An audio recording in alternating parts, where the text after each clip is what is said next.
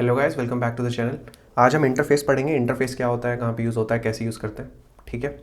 सबसे पहले हम देख लेते हैं इंटरफेसेस की क्या लिमिटेशन है, क्या एडवांटेजेस है। ठीक है।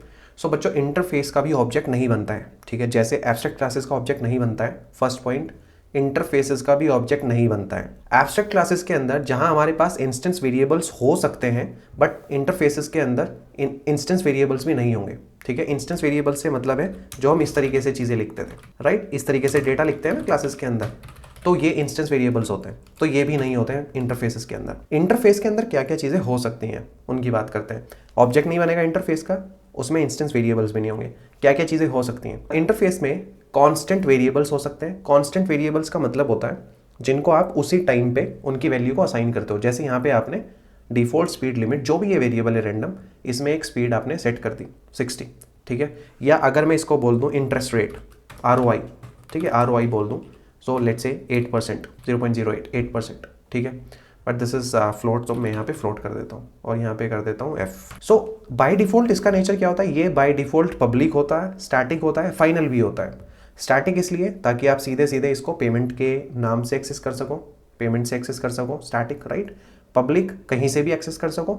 फाइनल ताकि इसकी एक बार जो वैल्यू हो गई उसको चेंज ना कर सको। So this is a constant. अब इसकी वैल्यू जो है वही रहेगी, ये चेंज आप नहीं कर पाओगे। दूसरी चीज़, एब्स्ट्रैक्ट क्लासेस के अंदर हमने पढ़ा था कि वहाँ पे एब्स्ट्रैक्ट मेथड्स होते हैं और उनमें हम एब्स्ट्रैक्ट यूज़ करते थे ऐसे।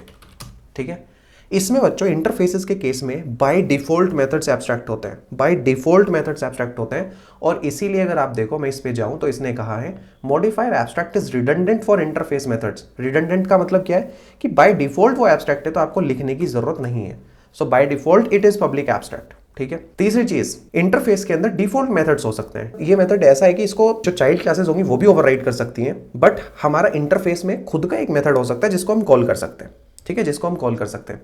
सो यहाँ पे ये एरर दे रहा है बिकॉज हम इसको यूज नहीं कर रहे, तो मैं इसको चेंज कर देता हूँ। ओके। अब उसके बाद इसमें स्टैटिक मेथड्स हो सकते हैं इंटरफेस के अंदर। स्टैटिक मेथड्स बोले तो कि आप जो भी आपका इंटरफेस का नाम है पेमेंट, उसके थ्रू आप इसको पेमेंट डॉट जनरल इन्फो ऐसे कॉल कर सकते हो। कैसे? वैसे अभी हम सारा देखेंगे।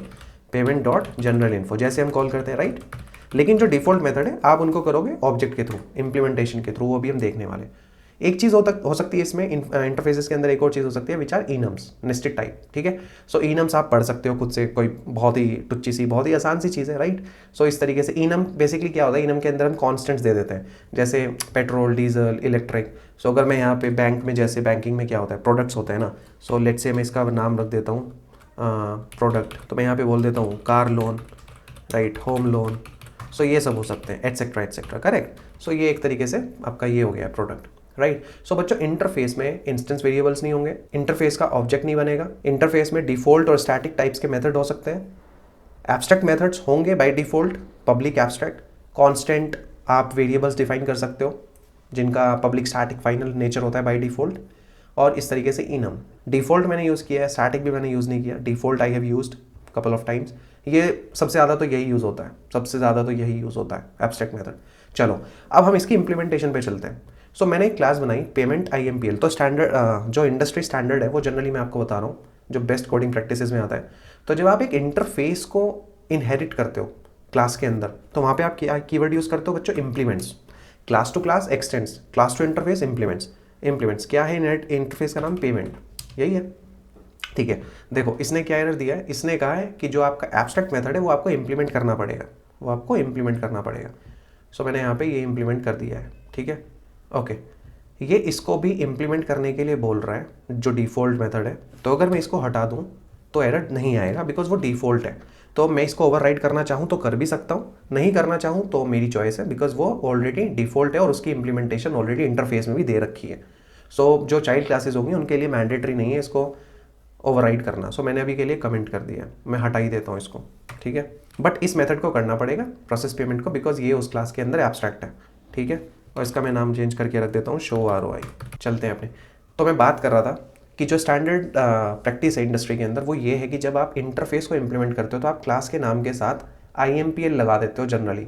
ठीक है। IMPL से आपको पता चल जाता है कि ये किसी इंटरफेस का इम्प्लीमेंटेशन है। IMPL देख रहे हो, इम्प्लीमेंट्स में IMPL, यहाँ पे भी IMPL। सो ये स्टैंडर्ड में इंडस्ट्री में काफ़ी यूज़ होता है। ठीक है। सो आप भी यही प्रैक्टिस फॉलो करो। ठीक है। I want that. अब देखो ये प्रोसेस पेमेंट मेथड है, इसमें लेट्स से मैं कुछ प्रिंट करा देता हूँ, payment has been process successfully let's say, और यहाँ पे रिटर्न ट्रू, तो मैंने ट्रू रिटर्न करा दिया प्रिंट कराने के बाद। अच्छा, अभी हम क्या करेंगे, अभी जैसे बिल्कुल एब्स्ट्रैक्ट क्लास में सेम होता है ऐसे इंटरफेस में भी होगा। यहाँ पे हम लिखेंगे इंटरफेस, उसका रेफरेंस बना लेंगे। ऑब्जेक्ट इंटरफेस का नहीं बनेगा, ऑब्जेक्ट इंटरफेस का नहीं बनेगा, ऑब्जेक्ट हमें बनाना पड़ेगा जो क्लासेस उसको इम्प्लीमेंट करती हैं। इम्प्लीमेंट, इस पर ध्यान देना, ठीक है, इनहेरिट करती हैं बट कीवर्ड होता है इम्प्लीमेंट्स। सो हम ऑब्जेक्ट बनाएंगे पेमेंट IMPL का, ठीक है। और अब वैसे ही हम क्या करेंगे इससे, ये अब देखो क्या क्या मेथड्स हम कॉल कर सकते हैं। प्रोसेस मेथड को प्रोसेस पेमेंट कॉल कर सकते हैं, करेक्ट। और आपका जो डिफ़ॉल्ट मेथड है वो भी कॉल कर सकते हैं जो इंटरफेस के अंदर ही है जिसका इम्प्लीमेंटेशन, राइट। और इससे अब क्या क्या एक्सेस कर सकते हैं देखो।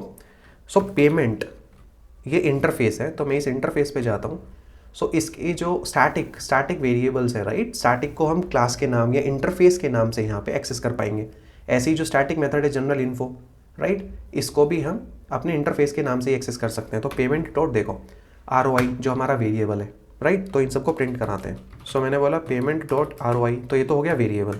फिर मैं बोलता हूँ पेमेंट डॉट वो मेथड जो स्टैटिक मेथड है, राइट, तो इसने ये कर दिया है। अभी एक चीज़ बच गई है इनम, राइट, तो पेमेंट डॉट देखो प्रोडक्ट, इनम भी आप इसी से एक्सेस करोगे, किससे, इंटरफेस के नाम से। अब जो भी आपको चाहिए वो आप यहाँ पे एक्सेस कर सकते हो, करेक्ट। तो इस तरीके से ऑब्जेक्ट बनेगा इम्प्लीमेंटेशन का, बेसिकली कॉन्क्रीट क्लास का ऑब्जेक्ट बनेगा। ऑब्जेक्ट ना एब्स्ट्रैक्ट क्लास का बनता है, सिमिलरली ना इंटरफेस का बनेगा, कॉन्क्रीट क्लास का बनेगा। This is the concrete class, right. उसके बाद आप मेथड कॉल कर सकते हो, जो मेथड या तो डिफ़ॉल्ट होगा जैसे दिस इज डिफ़ॉल्ट मेथड, या फिर जो मेथड ओवरराइड किया है, ठीक है, जो मेथड ओवरराइड किया है, यही दोनों कर सकते हो आप ऑब्जेक्ट रेफरेंस से कॉल, जिस ऑब्जेक्ट बेसिकली, राइट। अदरवाइज अगर आपका वेरिएबल है जो कि कांस्टेंट है, स्टैटिक है, वो आपके इंटरफेस के नाम से ही होगा। जो स्टैटिक मेथड है वो भी इंटरफेस के नाम से होगा, जो आपने इनम बनाया था वो भी इंटरफेस के नाम से ही होगा, ठीक है।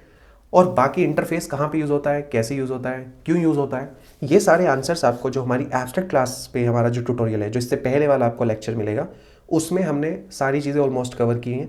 सो वही सेम रीजनिंग यहाँ पे भी हम बोल सकते हैं कि वही सेम रीजनिंग होती है इंटरफेसेस को भी यूज़ करने का। इंटरफेस बेसिकली अगर मैं 2 पॉइंट्स में समझाना चाहूँ तो इंटरफेस बेसिकली हम यूज़ करते हैं कि ये जो मेथड्स है ना, जो एब्स्ट्रैक्ट मेथड्स हैं, सो इंटरफेसेस तो बेसिकली यूज़ ही एज अ कॉन्ट्रैक्ट करते हैं कि इंटरफेस के अंदर जो आपने मेथड लिखा वो कॉन्ट्रैक्ट बन जाता है चाइल्ड क्लासेस के लिए कि यार आपको ये मेथड्स डिक्लेयर करने ही करने हैं। चाइल्ड क्लासेस को ये इम्पोज किया जाता है कि आपको ये मेथड्स का अपना खुद का इंप्लीमेंटेशन लिखना ही लिखना है, ठीक है।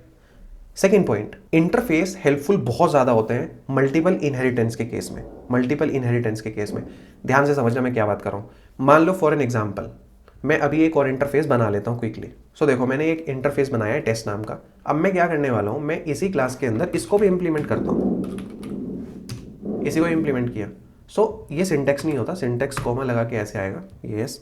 सो कोई एरर नहीं आया। तो बेसिकली क्या होता है जावा के अंदर, इसको बोलते हैं मल्टीपल इनहेरिटेंस, जब एक क्लास एक से ज़्यादा इंटरफेसेस को इनहेरिट करता है, ठीक है। So this is possible in Java, multiple inheritance is possible in जावा।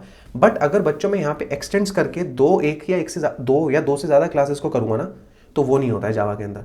जावा के अंदर आप सिर्फ और सिर्फ मल्टीपल इंटरफेसेस को इंप्लीमेंट कर सकते हो, मल्टीपल क्लासेस को इनहेरिट नहीं कर पाओगे, ठीक है। So I hope this is clear now. Inheritance में हमने ये पढ़ा था, अभी मैं इसको हटा देता हूँ, इसकी ज़रूरत नहीं है।